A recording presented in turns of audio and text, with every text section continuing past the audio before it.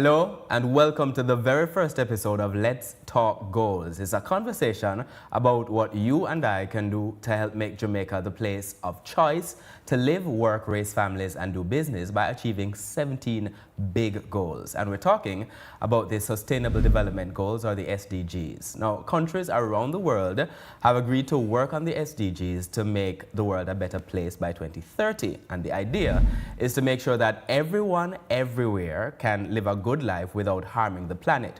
Now, that without harming the planet part, that's the sustainable part of the sustainable development. But without the planet, because without the planet really, we don't have a home. So the goals are really about keeping that home functioning. So what are we going to be talking about during the course of Let's Talk Goals? We're going to be talking about development planning and Jamaica's own national plan, what's in it, and how we can track what we're doing. It takes cash to care, as we all know, so we're going to be talking about how we fund that plan and development in general. And we'll also discuss how we can work together with other countries to tackle big issues like climate change and teach people new skills and improve education generally. And we'll also look at how having a variety of industries like tourism and manufacturing makes the economy stronger and more resilient.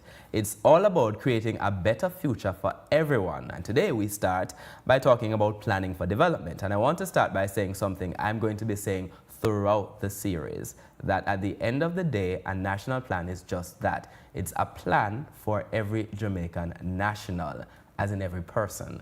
We live in our homes. We live in our communities. So we have to act. It's not someone else's job. It's our job. So to break it down today, my guest is Dr. Wayne Henry. He's Director General of the Planning Institute of Jamaica. And I wanted to start by talking generally about the two sets of plans we're talking about today, the bigger plan and the national plan. First, we're talking about the Sustainable Development Goals. In simple language, the SDGs are sort of big goals countries around the world have decided to achieve by 2030. Why 2030?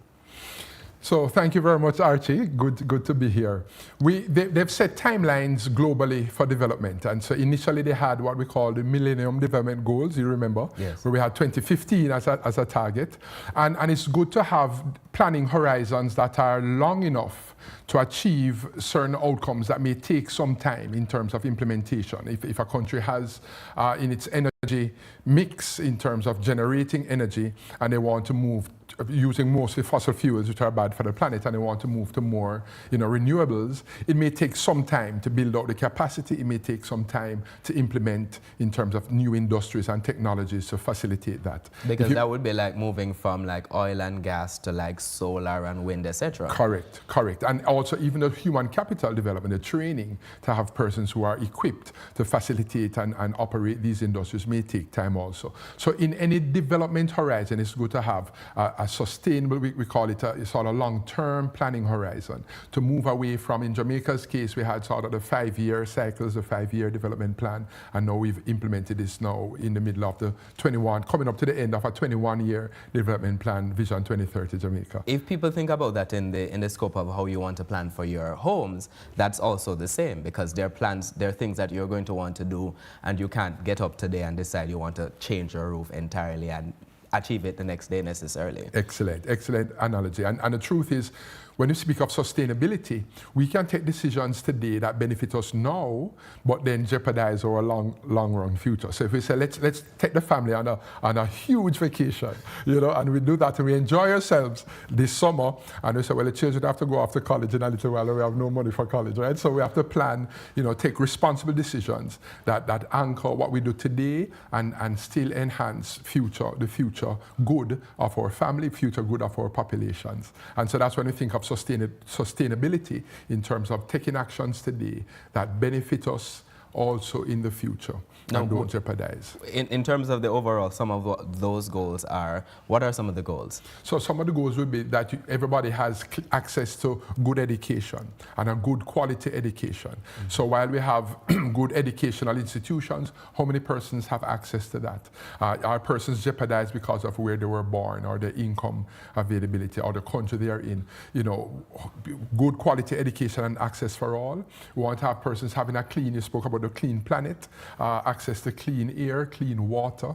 Some people have decent jobs. I will speak of, decent work and persons having, safe environments to live in.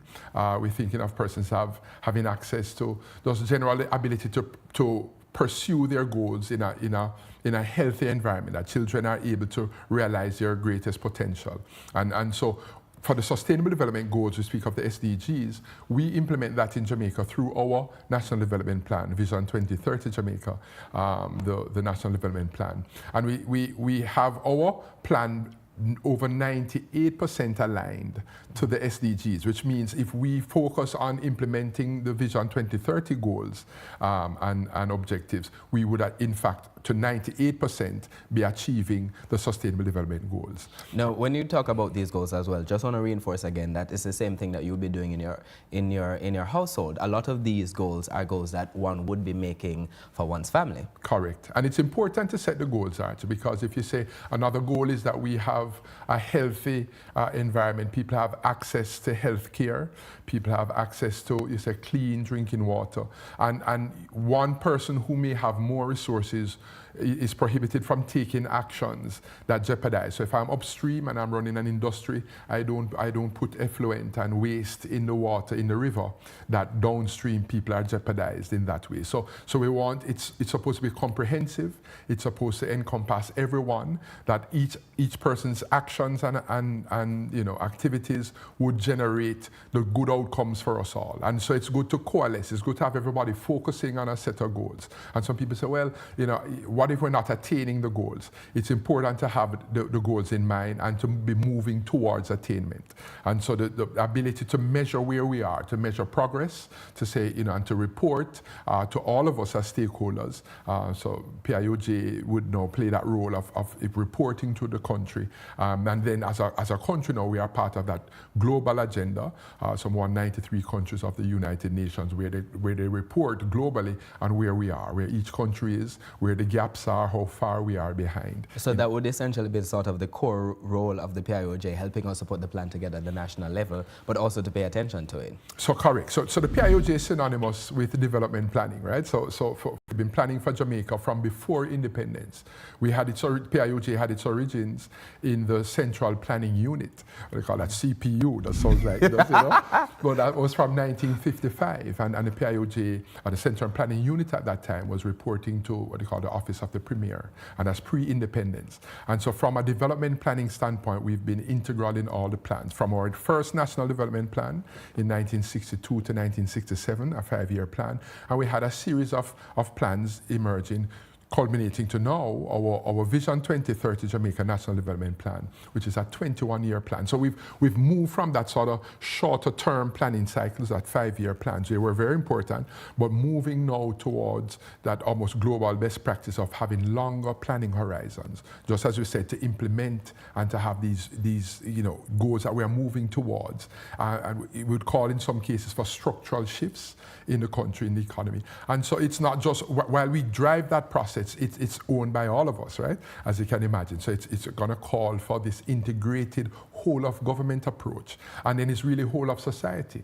So while the government may lead on policies and initiatives, it will take all of us to buy in and to be engaged to realize the outcomes we all want. I want to talk a little bit about what some of those outcomes are and what individuals can do in their different sectors, in their different spheres of life. But just to go back to this idea of that this is something we've been doing over time, what are some of the things that people would see sort of generally, or maybe pass on the road, etc., that they might not have taken, might not be aware of the fact that this is actually a result of work we have been doing over time? So excellent point. If you look at some of the road work, infrastructure development, we say that the balance and the benefit to the country of infrastructure, and we say it facilitates. If you do a road, a highway connection, you say it facilitates better, easier, lower transactions costs of doing business, of engaging, of transporting publics. We tie our and increase accessibility of our 2 airports. That helps in terms of, so when you do highway construction, people say, well, why would you build a highway when we need to do so many other things? There are a lot of benefits that come from a highway construction. There was a phrase we used to make when when I remember Highway 2000 came about, or that idea, the road to development is linked to the development of roads. I like that. So that easily you would see it over time, where businesses flourish. Certain areas of the island, it used to be you have the strong, urban development because of a rural-urban drift. As you build highways, you see more rural development taking places and other hotspots emerging throughout the island. So people would have an event in Mandeville and have no problem because they can get there more easily. You may have sporting events in Montego Bay, right? And the teams come because they can traverse more easily. Business centers, commercial plazas emerge. We're hearing the developments taking place in St. Thomas. All these things are a result of planning and looking in the long term. Where do we place schools? Where do we place hotels? And those kinds of things that come from a general ongoing plan. It's a plan that looks at the demographic, the population of Jamaica, and examine it for shifts. So PIOJ will help to develop a population policy, a national policy on population that says we have a population that is growing older. People are living longer, but it may be the health of the persons may be jeopardized as we are characterized by more non-communicable diseases, what we call lifestyle diseases, yes. Diabetes, hypertension. And you see our Ministry of Health now taking measures to get Jamaica to move and to be more health conscious, to exercise. And it's all tied in because the plan and the indicators that we show are highlighting these realities. Policies for senior citizens, and the PIOJ would have developed a national senior citizen policy, which has implications on how do we treat with older persons. We've taken the decision to increase the retirement age from 60 to 65. These are things that are coming out of those kinds of assessments, looking at the plans, examining the different areas. It's a national plan, it's an integrated plan because it looks at areas not just on the social and population, increasing social protection through the PATH program and the more vulnerable. How do we treat better with persons with disabilities? All of these tie in. On the social side, you have issues about migration and the brain drain. How do we treat with the labor market, supply and training up the right persons? What are the jobs of the future? How do we anticipate that? And how do we prepare our people from now, including STEM now, not just getting more science again, technology in our education system, more mathematics. And it's all important, but the emphasis as we see gaps emerging, how do we fill those gaps? So that's important on the social. You look at the economic and the plan to reduce our debt because of what that does. The debt burden and countries that have high debt burdens as Jamaica had, and we still have a debt to treat with, but we've reduced debt significantly, which has allowed more monies to flow from the private sector to crowd in private sector lending and engagement. We've reduced debt to allow the government to do more things and to increase the social safety net in terms of providing for those who are vulnerable. So these things on the economic side, how do we diversify? You've seen the BPO industry emerge. We see we're trying to do greater processes in agriculture to be more climate smart. How do we treat with climate impacts in Jamaica as we're very vulnerable? That comes on the environment and the economy. So it's what we say integrated planning on those dimensions of what we call dimensions of sustainability: economic, social, and environmental. So people see all of this happening. They don't necessarily know this is the driving force between all of these different kinds of things. This is how all of this ties together. So talk about the big word for that is perhaps, or phrase for that is perhaps what you call policy coherence. Excellent. That's an excellent point, because we say it takes all of us. Because it's a cross-cutting, because it's so widespread, it will take all of our engagement. Can you imagine if we've done good in terms of economic progress and doing all these things, and we didn't do enough to make Jamaica more climate resilient? And then a hurricane comes and sets us back, heavy flooding. If we don't do enough to, we have drought periods. What we do to mitigate against that? How do we have irrigation programs? Now we're having some, big, large-scale irrigation programs. Essex Valley, we hear about South Clarendon, South Plains, to build infrastructure to better treat with when we have the drought conditions and drought periods, to treat with agriculture, doing more protected agriculture because we are susceptible to, the vagaries of climate change. And so those are the things that take all of us, and we don't want duplication. We have limited resources like every country in the world. Some may have more than others, but we are all constrained in resources, so we can't afford to waste. How are we most efficient? Is that issue of, just as you've said, Archie, policy coherence, that we in the implementation of and measuring, monitoring Vision 2030 Jamaica, the Planning Institute develops what we call these medium-term socio-economic policy frameworks. So big word, we just say MTF for short, the medium-term framework, which are some 3-year sort of planning cycles where we allow, if you are in one industry and you have your business plan to achieve your goals, in another, we are all asked to make sure they align to this medium-term framework, right, which feeds into Vision 2030, so that what you are accomplishing and what I'm accomplishing, even though they may be in disparate and different industries, they are all achieving that same purpose, and that's very important for policy coherence. We have, when we speak of stakeholder consultation, a number of stakeholders for this to all work, and we want to have these groupings where we can bring everyone together and hear everyone. So it has to be very representative, what we call multi-stakeholder driven. We have to hear the voice of every person. So we can take decisions where persons with disabilities, and or we call it, they are otherwise abled, instead of just saying disabled, they have other abilities. And how do you bring them to the table and have their voices? We can't make decisions, the best decisions for them, unless we hear from them. Because when you're taking it out now, you're taking it out of the home and talking about planning for community, and Jamaica is really one big community. Correct. So who are all of the members of your community, the elderly person, the person who is differently abled, etc., and how do you take those people into consideration? In terms of the 21-year plan now, to go back to the SDGs, how you talk about the monitoring of progress, and it's no secret that globally there's a challenge with some of the SDGs. How have we been doing in terms of, first, what areas have we been making progress in? So we've been making, and good point, Archie, of the Jamaica vis-a-vis the global stage. We've been doing better than the global average. But that's still not good enough, right? As we know, in Jamaica, we are going for gold in everything. and the truth is, in a matter of development is that process of making persons' standards of living better, improving the standard of living of our citizens, of everyone in the community. How are we better off? That's development. Economic growth is that we can produce more goods and services this year as against next year. There's an increase, and that's what we have grown the economy. And the economy is just that the composite, the total of all the goods produced, all the services offered in a country. And that we measure that by gross domestic product. Any increase in gross domestic product is economic growth. And we speak of real GDP because real meaning versus nominal, because if the prices go up, it looks like it has increased, but real means moving out that price effect. You have a real, a tangible increase in the quantum of goods and services produced in a country. That's economic growth. It's good to grow an economy because it should release and facilitate the incomes and resources necessary to go towards enhancing and improving the quality of life of persons. Meaning, economic growth should bring about development. Should be better off, generally right? speaking. And allowing the resources to develop the country. And so we've improved in many areas. So we've improved in economic growth. We've improved in the area of economy. We have seen debt reduction moving from 148% of GDP, meaning our debt was 148%, right, versus 100% of GDP of what we produce. We had more debt than what we were producing. We've brought that debt number, that debt figure down to just 70% over just maybe 10 years, and that's huge, right? 10 to 12 years. And that's been celebrated globally to say, well, this can be done, right?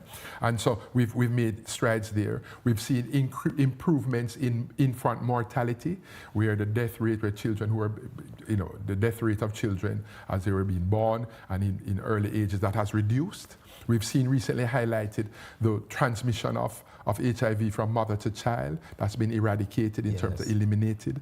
We've seen a lot of improvements in these health outcomes in terms of vaccination levels near the universal levels for the whole country. And we've eliminated certain things like you saw polio, measles, mumps, things like the MMR, those vaccination programs that have taken hold and helped the population overall. So we are free of those things.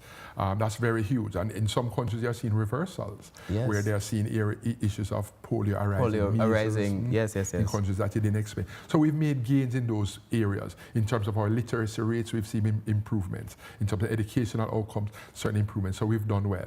Areas that we struggle in terms of the crime rate and violent crime, the homicide rate, murder, we haven't done as well as we'd want to there. We haven't done as well there. In terms of in terms of environmentally, while we have seen better measures of the environment, sometimes the data itself was hard to get, but even when we've seen the measures coming in and we've improved in sort of some of the data collection, we've seen that on the environment front, we haven't done as well, and we need to do better, even as we're transitioning and trying to improve our energy diversification mix to do more renewables in the country, but we haven't done as well there. We've seen some improvements in poverty, but overall we think we want to do much better in terms of the poverty head count. So we are seeing improvements in a number of things for us. We had pre-COVID, we had maybe 67% of our indicators, 67% of them showing that we would have met the target or progress towards by 2030, meeting. as in 2/3 of the target. 2/3 of the Yes, target. yes, yes. Since COVID, so we've done, most countries have been involved in this, what we call a midterm assessment. This is for the global, all the SDGs, all the countries assessing the fallout of COVID. So all countries have been set back, have experienced some fallout because of COVID. And certainly in our educational outcome, we've seen some fallout. And they speak about learning loss, where because the children weren't in classrooms and had to be online, and not everybody had the same access to online education and the same quality and experience. We've seen that fallout. So we've had that area of learning loss. We've seen some fallout in terms of, in some areas of economy. Jamaica has done fairly well because of some of the things, the care programs to mitigate some of the economic fallout. But I think nonetheless, broadly, we've had to do some areas of catching up. The economy has caught up. We've heard our Minister of Finance saying, in terms of just the general number of economic growth, recovered since that 10% fallout of GDP. We've recovered the economy. Jobs have picked up at record levels, but we still have some areas to catch up in. And so we think the global focus is on that. Short time to 2030, yes, globally. So while our fallout, we're still looking at, maybe we still report on those numbers in terms of in short order, having done that assessment, completing that midterm assessment. But globally, only 15% of those targets, only 15% are on target of being achieved. That means that's huge, 85% are behind. And so we're looking now globally to see what are those areas, or those tools, mechanisms that we can employ to accelerate progress to 2030. And one tool emerging now is technology. Yes. How can you infuse technology to accelerate in terms of the learning loss, to catch up in educational learning? How can we accelerate greater technology enhancements in medicine and in the healthcare field? How can we enhance in terms of the general areas of deployment of industries and enhancing industry competitiveness and so. So we're seeing technology as a great accelerator, potentially, and thus overall human capital development, training of people, skills. Because when we look at planning, we don't want to be thinking of it as a failure because we don't achieve goals, but the fact that as part of the nature of life means that you decide to fix the roof in a particular way, but over time you can change the way and do something else. You can do something that's much more efficient. Excellent. You can do something that makes you save money in a different kind of way, or simply make a different kind of plan. That's a natural part of the cycle of what we want people to understand. I like that, and that's a good point, Archie. The truth is, there are many changing realities. And part of what the Planning Institute does is we want to employ greater levels of foresighting capabilities, anticipating challenges even before they emerge, positing various futures for the country, and to say, if we see now the trend so far says an aging population, how do we be proactive and put in place measures to treat with that? If as a country we see that there is increasing climate events, that climate change is worsening, right? The impacts of climate, that hurricanes are stronger, rainfall is more intense, drought periods are longer. How do we prepare the country for that? We call it building the climate resilience of the country. So it's these things that you're saying. So it wasn't that, we always had hurricanes, we always had earthquakes, yes. But the challenge is that they are intensifying and they are more frequent. And so if you have one event, and somebody was just saying as they get ready to launch, speaking of disaster preparedness. And they say it only takes one, right? You say we have 17 events forecast. You say, yeah. Most of those don't hit Jamaica. It only takes one. So you have to prepare the country to say, what is your emergency response? What's your disaster plan for the country? And the Prime Minister sits atop the National Disaster Committee, which has, again, for policy coherence, all these areas, the Fire Brigade, the JDF, Planning Institute, Social Development Commission, all these here, ODPEM, and pulling together and moving seamlessly to ensure we have a response in place that's appropriate for what you anticipate. No, that response, not just on that front, but on all fronts, has to involve everyone. So I want to take the conversation there about what individuals can do from their different sectors. So if you work in government now, how do you contribute to this? How do you help plan at a sort of a national level or in your particular sector, in your job? Excellent point. And so it takes all of us. The medium-term framework that I spoke of, so our vision, our 21-year Vision 2030 National Development Plan, through which we implement the SDGs, the Sustainable Development Goals, we say those are being monitored and implemented through these 3-year medium-term frameworks. If you are in an industry, if you are in the Ministry of Industry, Investment, Commerce, I'm in the Ministry of Agriculture and Fisheries and Mining, we say, how do I have my plans for agriculture, fisheries, and mining? And they call it my corporate plans for the ministry and these business plans. How do we operate to achieve the goals for industry of agriculture, fisheries, and mining? You have a similar set of plans, goals that you set to achieve in investment, industry, commerce, objectives for the country. The medium-term framework, as it's being created, it's very consultative. So we come and say, these are the national goals for the country. And then each goal speaks to each sector. How are your plans tied into these national goals? And we ensure that what we call that alignment and that policy coherence, so that you are comfortable. After that exercise, I'm comfortable at the PIOJ. The cabinet is comfortable. The parliament is comfortable that as you are pursuing your goals in the Ministry of Industry, Investment and Commerce, and I'm pursuing my goals in agriculture, fisheries and mining, they are contributing to national goals being achieved. And that's a very good point. So that exercise is very important. So that's done through what we call thematic working groups on the various themes. So the theme, we include the youth. We may have the private sector as a theme, bringing all the leaders together, bringing the youth and youth representatives together to hear their input and their voice.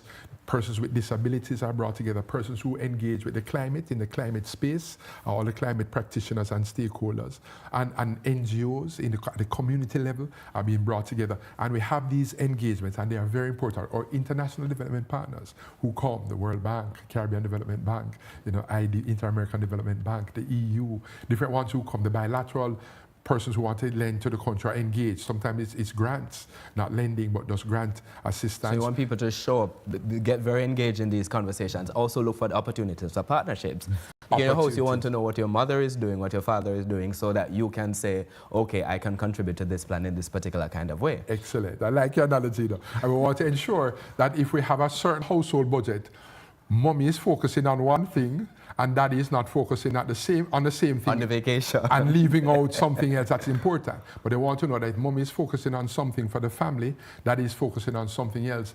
As they come together, it's all helping the family. But if daddy and mommy not communicating and they're doing the same thing and they jeopardize another area of the family, right? And I say, but I thought you were working on that. I know. So that's why coherence is so important. That's why the thematic groups that bring together and find alignment in this overall set of goals that importantly, Vision 2030 came out of these national consultations right across school, children, right? Getting the voice of women in terms of the gender balance, because sometimes men may think one way and things are done to benefit, and then the women who contribute so much. And even some research that shows that if you give lending to a small business owned by a female, it does better than a small business owned by a man. And people say that's what the evidence says, right? When you look at poverty alleviation, they say small groups and these cooperatives that come together. When the women have these groups, they tend to provide for the family better because they're naturally thinking about the family. Well, we're going to make more money. Not saying that, so I'm sure some men are going to be upset. We think about family too. Family is very important. But the evidence shows that $1 lent to a small business or a cooperative that is women owned and centered tends to be much more successful at reducing poverty in the spaces they operate as does for men. So the gender imperative is important. You want to take all of these different kind of All factors of these into have to come consideration. into So consideration. in terms of the consultations, that's what people can do, whatever sector they're in, from like the government development agencies, international development partners as well, in terms of support. But finally, I just want to close by asking, what can the individual do? I'm at home, I'm hearing about all of this. How should I get involved? What do I do with the information? Excellent point. So one is to inform yourself. And we are a lot of persons now are on social media.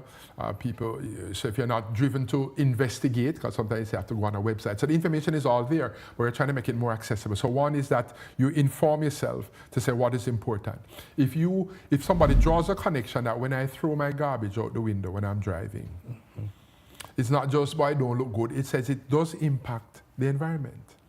When people say I'm going to dump my garbage in the gully, you say, that's not my problem. I get rid of the garbage. My house, all right, it smells clean. But it's creating a social problem. And so we have private matters, and I'm an economist by training. So we have private matters, and then you have social matters. The individual can take a decision that benefits the individual, but then costs the collective. And when the garbage piles up, you say, that's in the river, that's not my problem. You throw it in the gully, that's not my problem, until it goes down to Kingston Harbour. Yes. And then the harbour is polluted. Some people say, we can't swim here because it's polluted. But we used to go to the river. Some tourists say, we like when we visit this particular river because it's not just beach, the river itself. But no, we can't swim there now. When the fish are dying in the river, the fisher folks say, this was our livelihood. So now unemployment goes up. And so many things. And just because I solved my problem, I thought, by throwing the garbage in the gully. So it's the individual, everybody takes decisions and has a role to play to take responsible action. And so one is to be inform yourself of what's going on. And then two, you say, and an easy way is to say be law abiding, because we have laws that try to steer, right? Yes. And to set parameters for healthy and good citizenship. If we just follow those laws, don't break the laws, don't be corrupt in any way. Because some people who have much resources can try to flout the system, and that's corruption. And it costs everybody. You say, privately you may think you benefit, because you get away with it, but the truth is it has a social cost, right? You say where resources are allocated efficiently according to various parameters. If you float that to benefit privately, the whole suffers. And so the last point I would want to say, Archie, as you speak about measuring, how do you measure? How do we measure? It's good that we have these goals. It's good that we have these objectives we're going after. How do we measure? We speak of things like results-based management, RBM. We say, what's that? It says that we are looking at evidence-based decision making. So we can say, I'm more comfortable lending $1 to a female-headed cooperative or business because the evidence, the results over time have shown me that you're going to get a better return. We're saying we're not just doing things we feel that may be good. We're saying we're driven by data. We're driven by analyses and assessments and surveys so that we have evidence-based results. And the government is now implementing what we call an integrated results-based management policy. That just as I said, if you are in MIIC, Ministry of Industry, Investment and Commerce, and you have set your goals, while we've ensured that they align to national vision, we want to now periodically check and say, how are you doing against those goals that you've set? And if you're not meeting the targets, why? And that helps now to direct attention and resources. That's what we call the management of the process. If we look at our goals broadly and say we're not doing so well on the environment front, why? It's so we're not measuring it as best we can. Let's do more, invest more into data availability and collection for measurement. We're not doing so well as we look at certain types of NCDs, non-communicable diseases. We say, why? People are living longer, they have access better. Why are they not doing?